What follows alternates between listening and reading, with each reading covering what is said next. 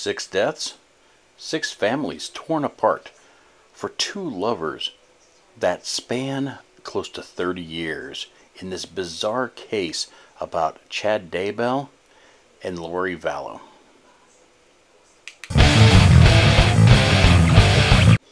Hello, welcome back. If you're new here, then welcome.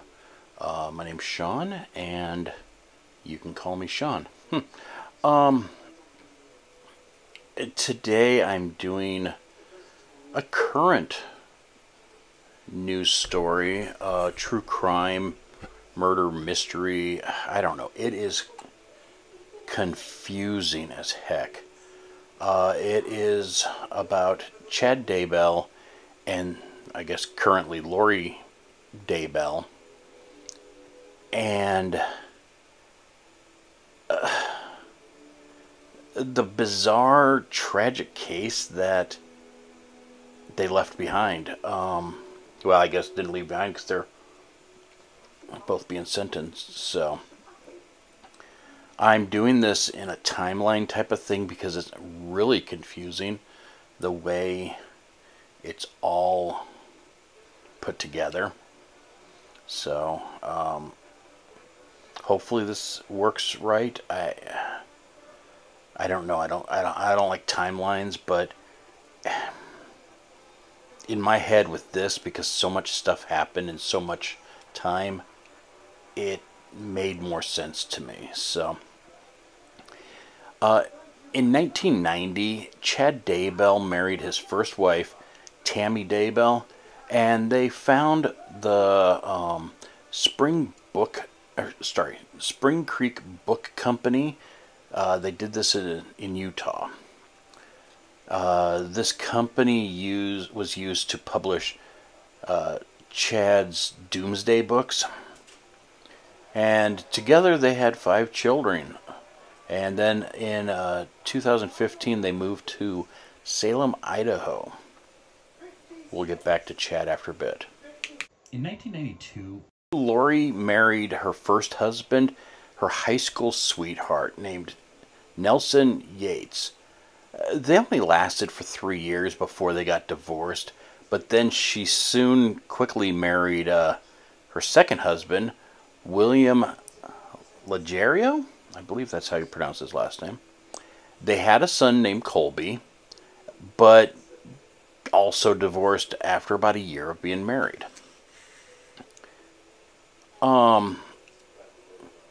It took another 6 years before she finally got married again, and this was in 2001, where she married Joseph Ryan.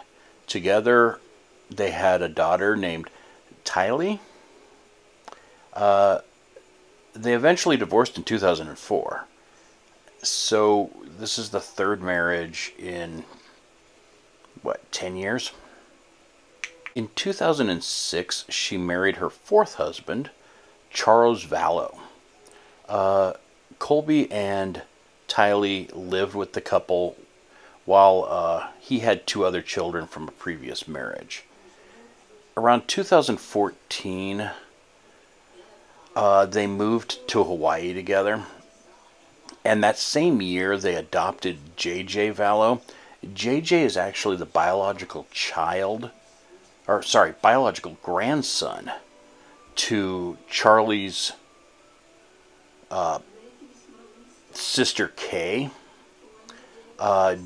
J.J. had autism, and his biological parents could not take care of him, though they wanted to make sure that they were still in his life. So he was, they were in his life together.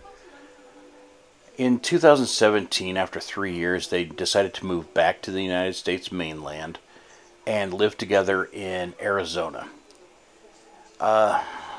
This is around the time that the friends said that Lori started reading some of Chad Daybell's doomsday books, and that's when her behavior started to change. In 2018, Lori's third husband, Joseph Ryan, died of a heart attack. This is Tylee's real father. It was concluded that he died of natural causes. Later that year, Chad and Lori finally met in person at a religious conference in Utah. They were very flirty and they talked about the beliefs that they shared. During this conference, Chad told Lori that they had been married in a previous life, and she believed him.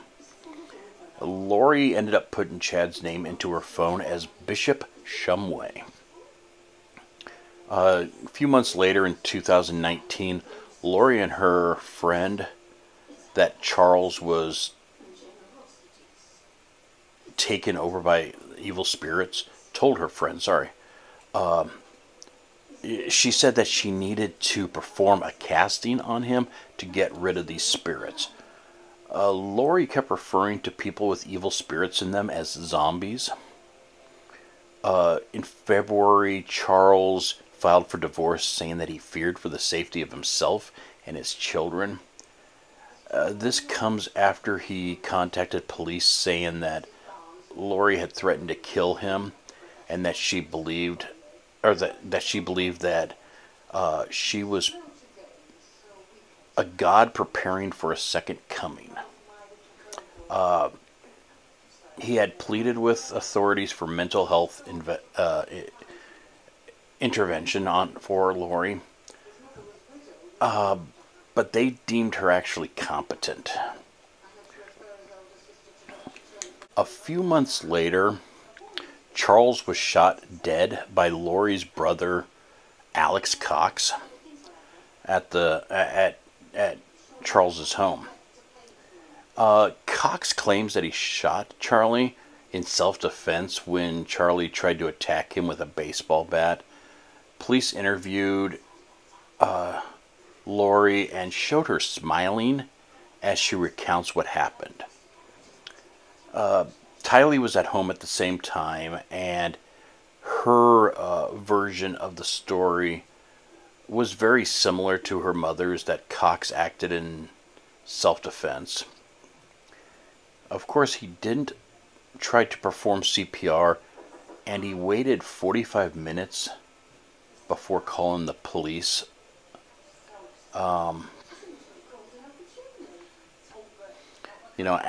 After Charles's death, Chad and Lori started texting a lot. Investigators later said that it was such a mass of text that it was almost like a romance novel. Reading it going back and forth between the two of them. So, since Charles was dead, Lori moved with JJ, Tylee, and her brother to Idaho, where Chad lived. In September of 2019, Lori, Alex, JJ, and Tylee went to Yellowstone National Park. There's photos of the family members there that kind of marks the last known sighting of Tylee. This was the last picture ever taken of her. And this was also the last time she had any purchases on her bank account. The next day, on September 9th, Alex, his cell phone placed him in the yard of Chad's property for about 2 hours in the morning. Chad texted his wife saying that he had shot a raccoon and buried the animal in the pet cemetery on the ground of the property. So that's what I guess Alex was supposed to be there for, burying the raccoon.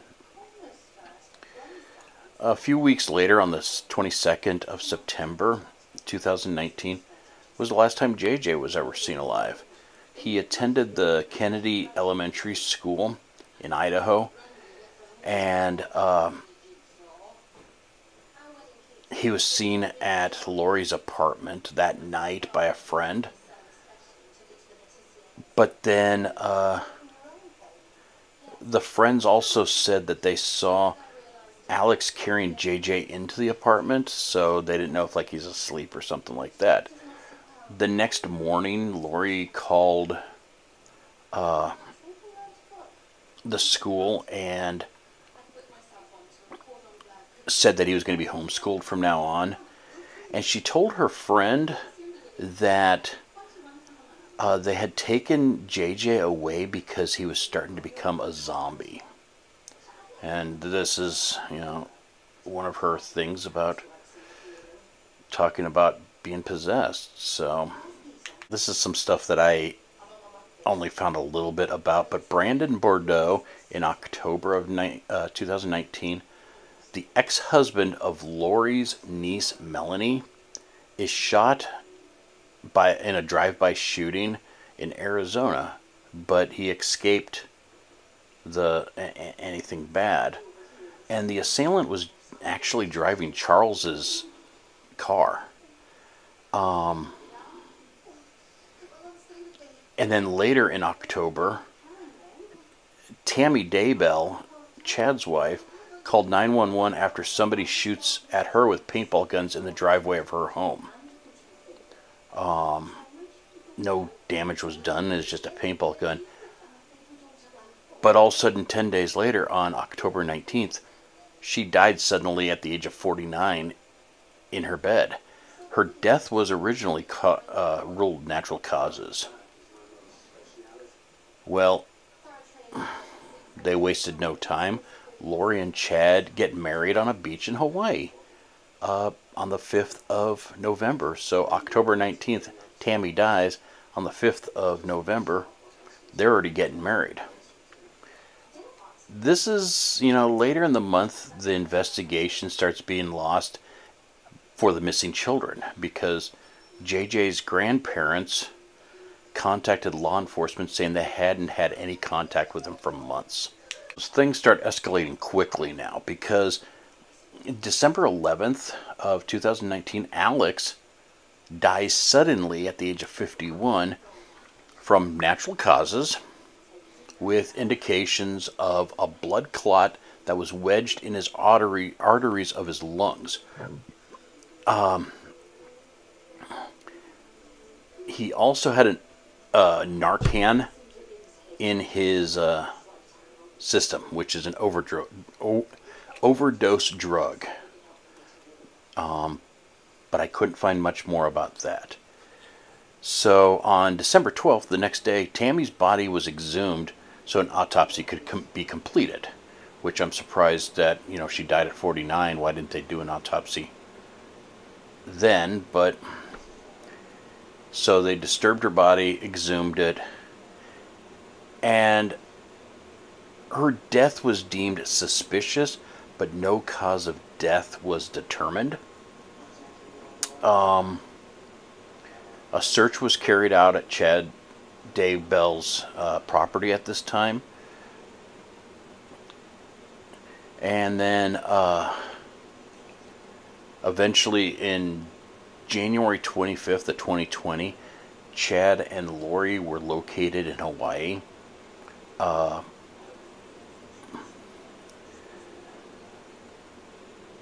And Lori was served with papers that she had to produce her children by the 30th of January because they wanted to know where the kids were.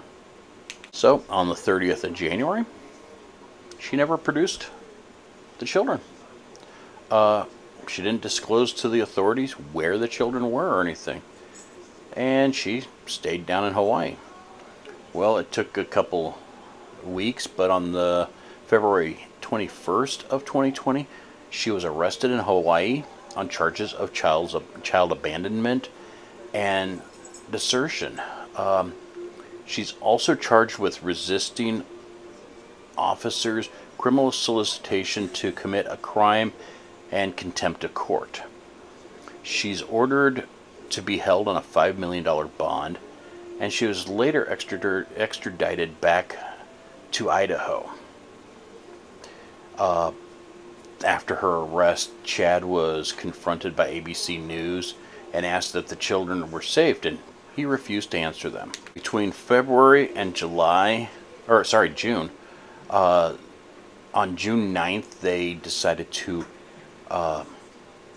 search Chad's property, and that's where they found JJ and Tylee's remains. JJ's body was found in a black bag wrapped with duct tape near a tree. Piece of wood paneling and 3 large flat rows had been laid in a row over his remains in the earth. Tylee's remains were found a short distance away, buried in the pet cemetery. Her body had been dismembered and burnt in the fire pit. According to documents, Chad's arrested and held on a $1 million bond. Days later, authorities confirmed the remains to belong to both missing children. Lori and Chad are charged with destruction, alteration, concealment of evidence, but it's still like months later that they are ever charged with murder.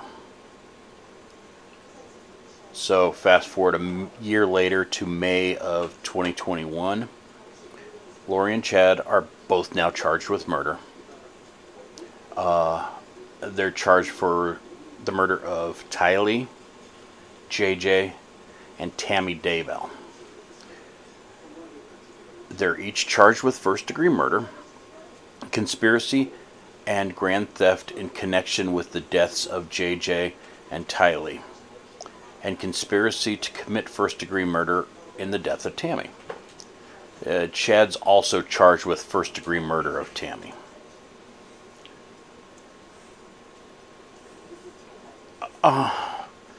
Finally, they declare Lori unfit, and they ruled her unfit to stand trial and committed her to a psychiatric facility for treatment. A few months later, that's when she was charged with conspiring to murder her ex-husband in Arizona, Charles. And prosecutors said that she conspired this with Alex Cox, who is now dead. Prosecutors in Idaho vowed to seek the death penalty against Lori and Chad for the murders of JJ, Tylee, and Tammy. Lori was deemed competent to stand trial, and this was in October of 2022. So, I mean, it took, about a year and a half for them to finally decide that she was competent to stand trial. And on October 19th, 2022, she appeared in court for her arraignment on charges over the murder of Tylee, JJ, and Tammy Daybell.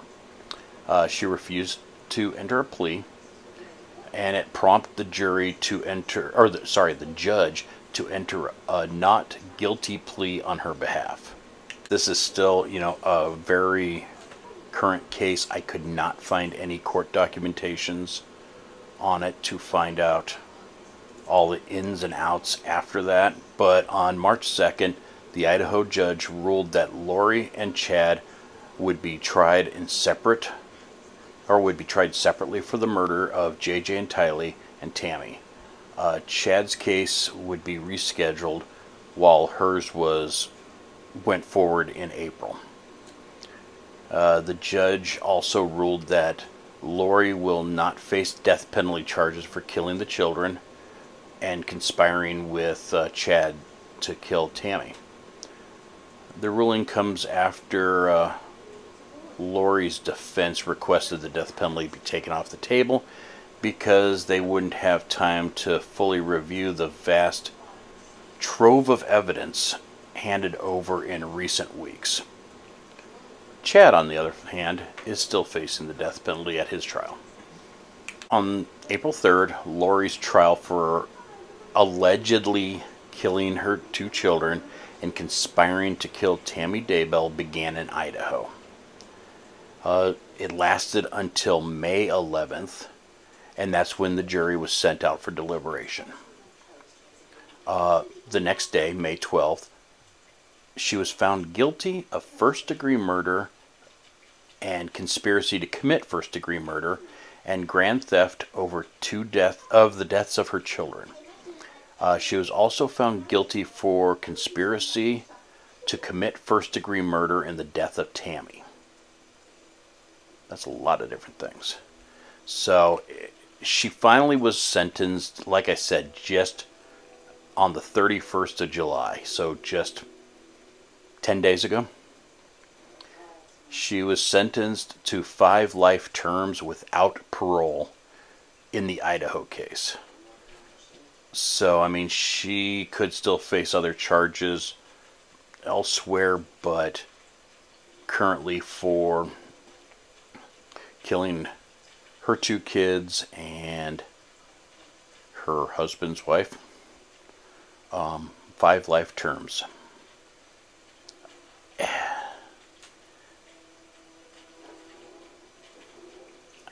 You know, and I've said it before about mental illness, it's so bad.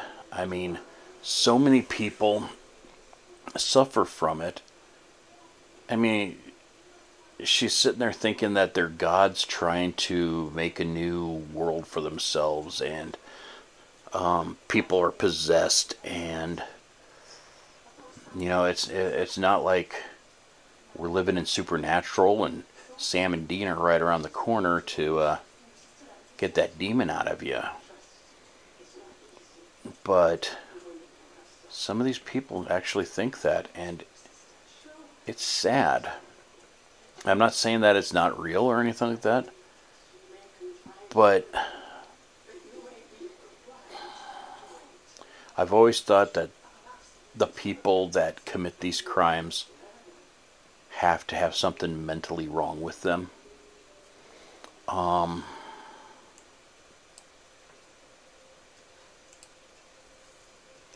Which I'm probably right about that. I do have a couple ones coming up. I'm probably going to take a week or 2 off to work on one, because I think it's a big case. It might not actually be that big of a case, but I want to do it good. And then I have a couple of other ones. I'd love to do the one where I'm actually going to go live someplace.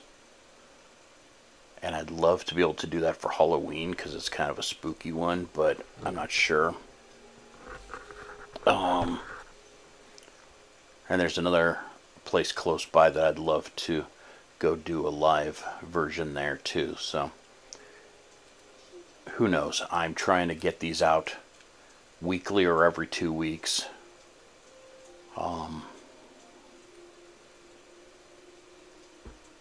So thank you for coming. I hope you have a great day. See you next time, and please like, subscribe, and follow. Love you. See you later.